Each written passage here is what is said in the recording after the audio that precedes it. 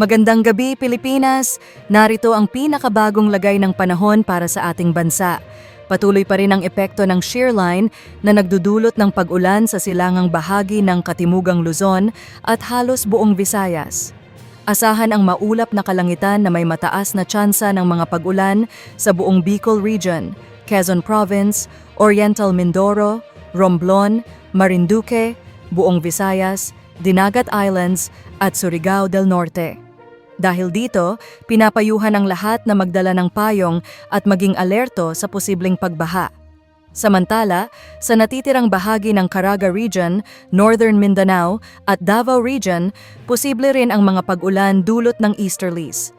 Cloudy skies na may mataas na tsansa ng mga pag-ulan ang mararanasan sa halos buong Visayas, hilagang silangang bahagi ng Mindanao at timog na bahagi ng Luzon, particular sa Bicol Region, Quezon Province, Romblon, Marinduque at Oriental Mindoro. Amihan o Northeast Monsoon, patuloy pa rin ang epekto ng amihan na nagdadala ng malamig na temperatura at maulap na kalangitan sa ilang bahagi ng Luzon, lalo na sa Cagayan Valley, Cordillera Administrative Region at Aurora Province. Bukod sa malamig na panahon, inaasahan din ang pabugso-bugsong pag-ulan sa mga lugar na ito. Unti-unting bababa ang temperatura, lalo na sa mga matataas na lugar gaya ng Cordillera Administrative Region. Sa kasalukuyan, wala tayong namamataang bagyo sa loob ng Philippine Area of Responsibility at wala ring inaasahang bagyo sa susunod na 2 hanggang 3 araw. Gayunpaman, mag-antabay sa mga update at mag-ingat pa rin sa posibleng pagbaha at iba pang weather hazards dala ng shear line at easterlies. Dahil sa epekto ng shear line, mataas ang tsansa ng malalakas hanggang sa matitinding pag-ulan sa Catanduanes, Albay, Sorsogon, Northern Samar at Eastern Samar. Posibleng pagbaha at landslides ang maaaring maranasan sa mga naturang lugar, kaya't pinapayuhan ang lahat na mag-ingat. Moderate to heavy rains ang mararanasan sa Quezon Province, Camarines Norte, Camarines Sur, Samar, Leyte at Southern Leyte, pati na rin sa Dinagat Islands. Sa Quezon Province, kasama ang Polillo Islands, Aurora, Camarines Norte, Camarines Sur at Catanduanes, mataas din ang tiyansa ng pag-ulan at sa ating weather forecast for tomorrow, magpapatuloy ang maulap na kalangitan na may pag-ulan sa Cagayan Valley, Cordillera Administrative Region at Aurora Province dahil sa amihan.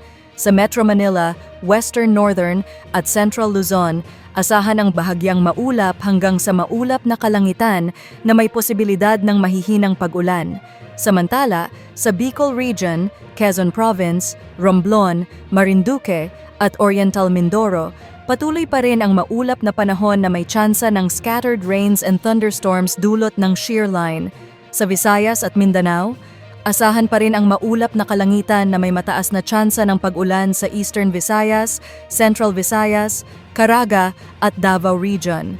Sa natitirang bahagi ng Visayas, Mindanao at Palawan, bahagyang maulap hanggang sa maulap na panahon na may posibilidad ng isolated rains at thunderstorms ang inaasahan.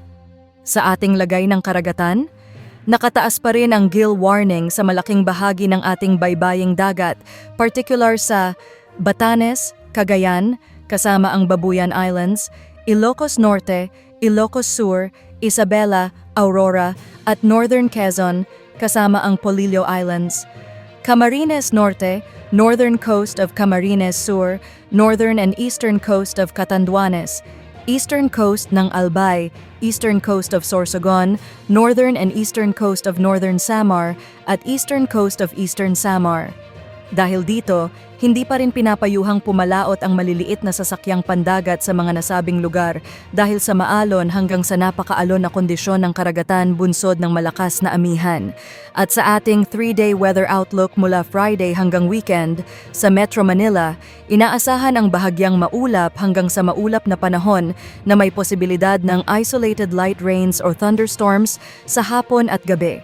Sa Baguio City, maulap pa rin hanggang Friday na may mga pag-ulan dulot ng amihan, habang sa weekend, bahagyang maulap na may posibilidad ng mahihinang pag-ulan. Sa Legazpi City, posibleng maulan hanggang Friday dahil sa shear line, ngunit inaasahan ang pagbuti ng panahon pagsapit ng weekend. At yan ang ating latest weather update ngayong gabi. Salamat sa panonood. At para sa karagdagang update, huwag kalimutang mag-like, mag-share at mag-subscribe. Pindutin na rin ang notification bell para lagi kayong updated sa lagay ng panahon. Maraming salamat at manatiling ligtas, Pilipinas!